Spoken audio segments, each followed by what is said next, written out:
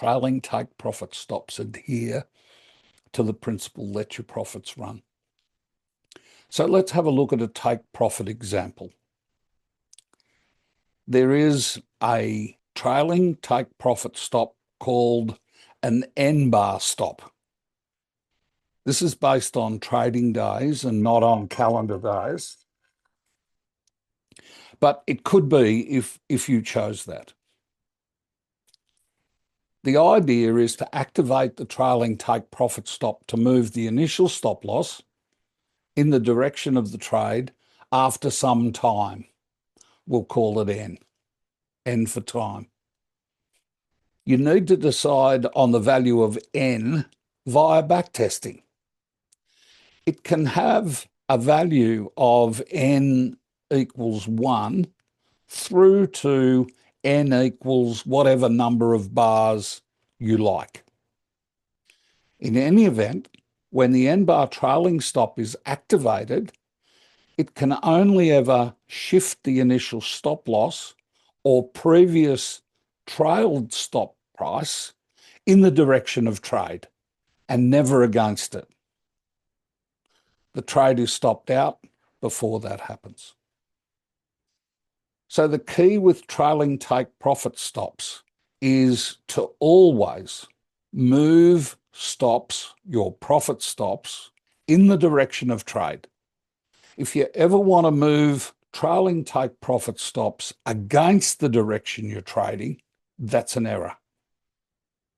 The trailing nBar stop price is established at the close of the current bar. Either the current trailing stop price is hit by the next bar, and so the trade is exited, or the trailing stop is reassessed after the next bar closes. This methodology means the trailing stop price can be placed in the market prior to the open of the next trading bar. This methodology is easily implemented in backtesting. So let's unpack this a little bit. Let's look at a couple of examples. So we've got a 3-bar trailing stop, and it's placed at the lowest low price of the most recent closed 3 bars. That defines the price level for this 3-bar trailing stop. If the active trailing stop price is met by the next bar, the trade is stopped out. In other words, if we're trading long and price comes down to this trailing stop level, we're stopped out. If not, when the next bar has closed, the lowest low of that bar and the previous 2 bars, because it's a total of 3 bars, becomes the trailing stop price and so on. The value of N can be from 1 to well beyond 3. But let's look at 3. So let's actually unpack this and step through it. So we have a 3-bar trailing take profit stop. So we've got 4 bars, forget the bar that's not numbered. Then we've got bar 3, bar 2, and bar 1. And bar 1 is the most recent closed bar. So what we do is we look at the most recent 3 closed bars, because this is a 3-bar trailing stop, and we say which one of the lows of these 3 bars is the lowest. And the answer is the low of bar number 2 is the lowest. And therefore that level is our trailing 3-bar take profit stop.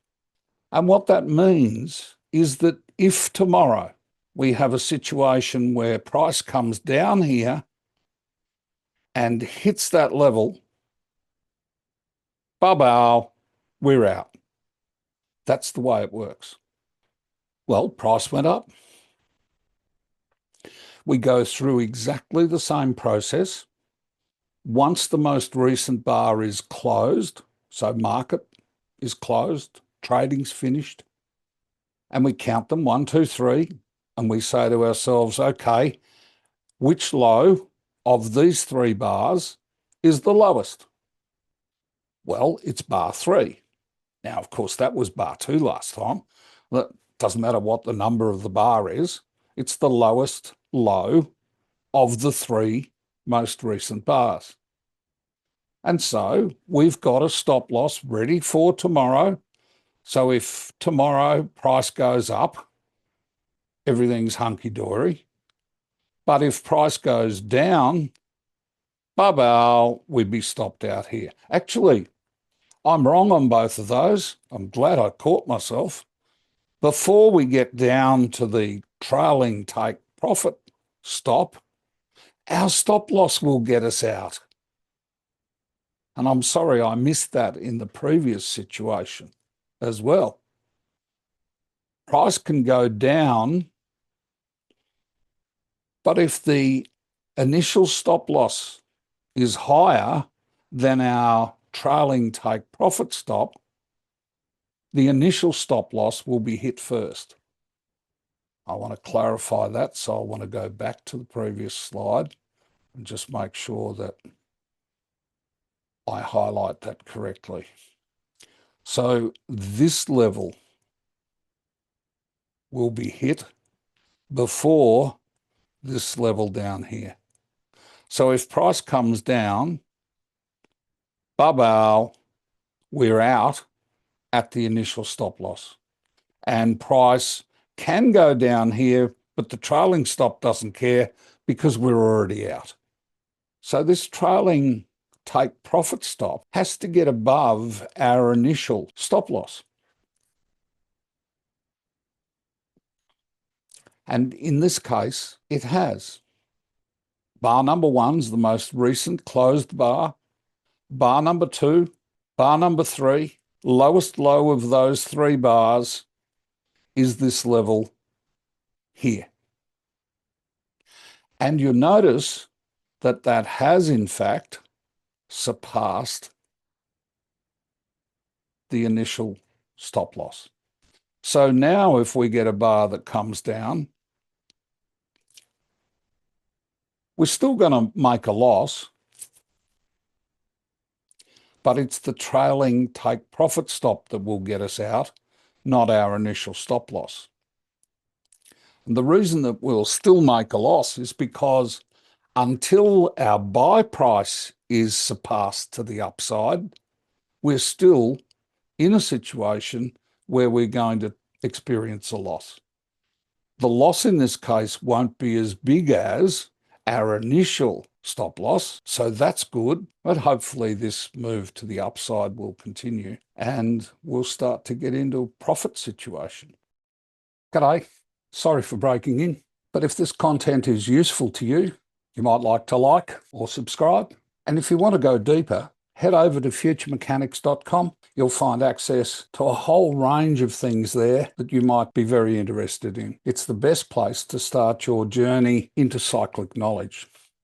So let's follow this through. So lowest low, 1, 2, 3. We're still below our buy price, but the trailing take profit stop is mighty close to our buy price. Going on to the next one. Aha, at last. Price has moved sufficiently such that our buy price has been surpassed to the upside. And therefore, if we get stopped out, we'll at least get stopped out for a profit. Ooh, look at that. So we did get stopped out, and we got stopped out at that point there, which is where our 3-bar take profit stop was sitting. So this is a real market example of a 3-bar trailing take profit stop. If we were in down here, across the high of that bar, we would have been stopped out on that bar there, where that bar has nibbled down, not by much, but nibbled down and crossed our 3-bar trailing stop. Then over here, we would have got in there, and looks like that would have stopped us out. But we would have also got in across that bar there. I'm thinking here in terms of SDKM, and it looks like that's nibbled us out there. If not that one, then definitely the next one. And then we'd be looking at buying in there. We'd be stopped out there. And here we'd be looking at buying in across the high of that bar. And looks like we got stopped out on that bar there. Just to give you a bit of an idea. And what we can do, so this is like a buy assessment. So we made some money there. We made some money there. We made some money there. We made some money there. And we made some money, it looks like up to about there. That's not bad. I'd be happy with that. You might not. So I point out that I'm happy to email you this nBar indicator if you'd like to have a play with it. Just send me an email and ask for the nBar indicator and I'll look after you.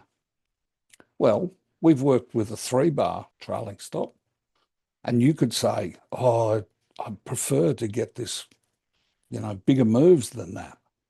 Well, we could use 7-bar, 11-bar, 17-bar. I'll just pick some numbers here. Where the trailing stop turns down is the highest price of the nBar trailing stop.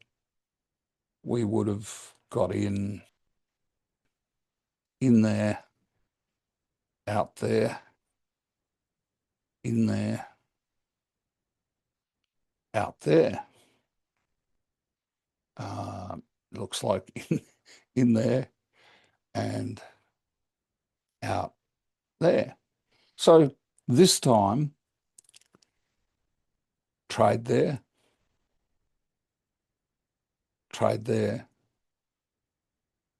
and a trade there. So we haven't got as many trades, but each of the trades, well, 2 of the 3 trades, certainly ran for a lot longer. Okay, well, let's have a look at the other possibilities. By now you should be getting a bit of a sense as to you can make a choice of these, and how you make the choice is up to you because of your risk profile, your approach to trading or investing, your character, your personality. There's no right or wrong about this. So here's the next one. This is the 11-bar trailing stop. Now, you notice if we got in here, we would have got out there. And if we'd got in here, we would have got out there. So in this case, only 2 trades. And let's look at the 17. I've obviously chosen these as examples. So 17, I suspect, we'll see 1 trade. There you go.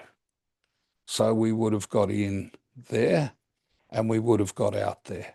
What you're doing is you're looking back at how this would have worked. I mean, this is just one little section of a chart. What you do is exactly this, but on multiple past sections. Now, this sort of thing is a lot easier to do if you know what size cycle this is. Well, it's what I find anyway.